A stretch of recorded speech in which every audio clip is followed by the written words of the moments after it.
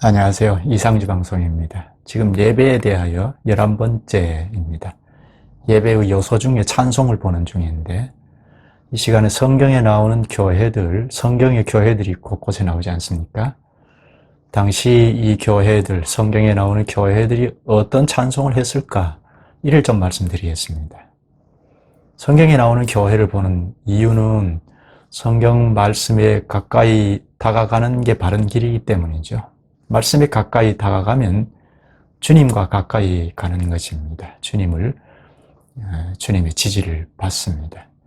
말씀에서 자꾸 멀어지면 반드시 문제가 생깁니다. 아무리 그럴듯한 논리라도 결국 사람 소리밖에 안 되기 때문에 우리는 그렇게 연약하기 때문에 성경 말씀에 가까이 다가가는 것이 필요하죠.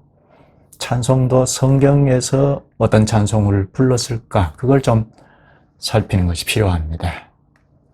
성경에 나오는 신약의 최초 교회는 예루살렘 교회죠.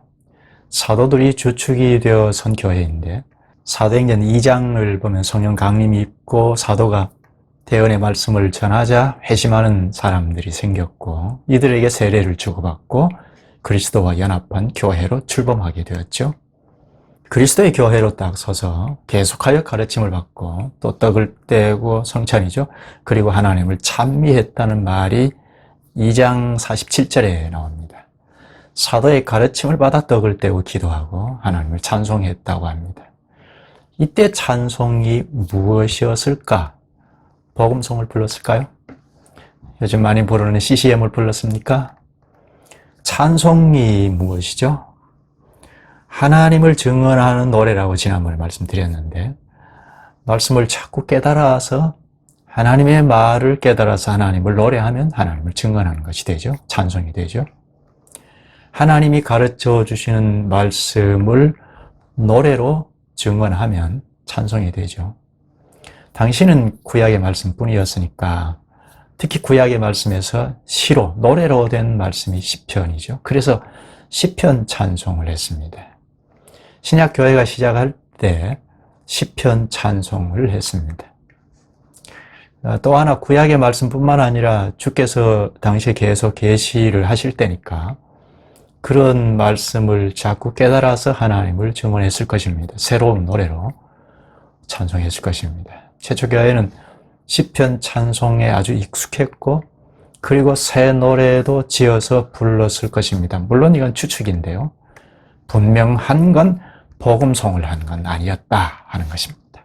교회가 서기 전에 이미 예수님께서 제자들을 삼으셔서 제자들과 함께 시편 찬송을 했습니다. 우리가 잘 아는 성찬 제정 때이죠. 마태복음 26장 30절을 보면 예수님과 제자들이 찬미하고 감람산으로 나아가니라 합니다. 여기 찬미는 시편 본문입니다.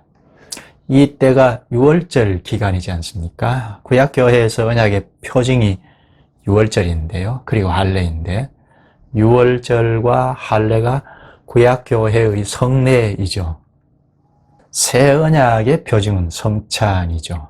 물론 세례도 언약의 표징인데 신약교회의 성례이죠. 세례와 성찬이. 유월절 기간에 예수님께서 새 언약을 세우시면서 성찬을 제정하셨죠. 이때 찬송을 했는데 시편을 불렀습니다. 구약 성도들은 다 6월절이 시작이 되면 그동안 준비해 놓은 음식을 먹으면서 시편 113편, 114편을 부릅니다. 음식을 다 먹은 후에는 마지막에는 114편에서 118편을 부릅니다.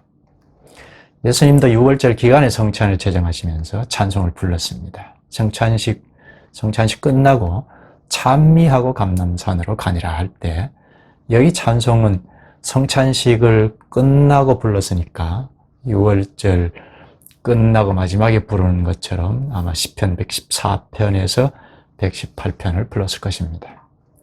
시편 찬송을 부르면서 겟세마네로 올라가신 것입니다. 예수님이나 또 예수님에게로부터 배운 제자들 당시는 다 시편 찬송에 익숙해졌습니다. 그 때문에 교회가 출범하자 예배하고 찬송을 시편을 부르는 것입니다. 최초 교회인 예루살렘 교회뿐만 아니라 한참 이후에 선 이방 지역, 고린도 지역에 선 교회도 시편 찬송을 불렀다는 흔적이 있습니다. 고린도전서 14장 26절에 보면 너희가 모일 때 각각 찬송 시도 있으며 가르치는 말씀도 있으며 계시도 있으며 방언도 있으며 통역함도 있나니 모든 것을 덕을 세우기 위하여 하라 합니다. 찬송 시도 있다고 하는데요. 이는 시편을 가지고 있다는 말입니다. 고린도 교회가 지금 한참 시끄럽고 복잡할 때잖아요. 너희가 지금 시끄러운데 어떻게 할 것인가? 함께 모일 때 시편을 부르는 사람도 있고 가르치는 사람도 있다. 방언하는 사람도 있다. 그런데 교회에 덕을 세우기 위하여 하라 합니다. 방언 문제는 앞으로 기회가 되면 말씀드리겠습니다. 고린도 교회도 시편을 불렀다는 거죠. 예루살렘 교회보다 한참 뒤에 그리스 지역에 선 교회인데 시편을 불렀습니다. 또 소아시아 지역에 선 교회도 시편을 불렀습니다. 골로새 지역의 교회, 골로새서 3장 16절에 보면 피차 가르치며 권면하고 시와 찬송과 신령한 노래를 부르며 합니다. 여기 시와 찬송과 신령한 노래, 이는 시편의 제목이나 시편의 본문을 염두하고 시편 찬송과 신령한 노래라고 한 것입니다. 물론 신령한 노래를 창작 찬송이라고 해석하는 사람도 있습니다. 그러나 분명한 건 골로새 지역 교회도 시편 찬송에 친숙했다는 것입니다. 골로새 교회는 소아시아 지역 교회인데 역시 시편을 노래했습니다. 사도 시대의 교회이죠. 고린도 교회나 에베소 교회 전부 사도 시대의 교회인데 전부 시편 찬송에 친숙했습니다. 그러면은 사도 시대 교회가 무엇 때문에 시편을 불렀을까? 시로 된, 노래로 된 말씀이 당시에는 시편이었기 때문입니다. 구약 성경뿐이었으니까 구약의 노래는 시편이기 때문에 시편 찬송에 아주 친숙했습니다. 구약 성도들은 다 시편을 불렀는데 사도시대 교회도 전부 시편 찬송에 익숙해졌습니다. 이렇게 성경에 나오는 교회들은 다 구약 교회는 물론이고 신약 시대의 교회도 다 시편을 찬송했습니다. 지금 우리나라 교회의 현실을 보면 다수는 참 먼 나라 이야기일 텐데요. 말씀으로 이렇게 돌아가서 자꾸 가르치고 배우는 것이 첫째입니다. 무엇을 좀 알고 난 다음에 찬송도 새롭게 하는 것이 좋겠죠. 여기까지 하겠습니다. 다음에 좀 더 이어서 계속 말씀드리겠습니다.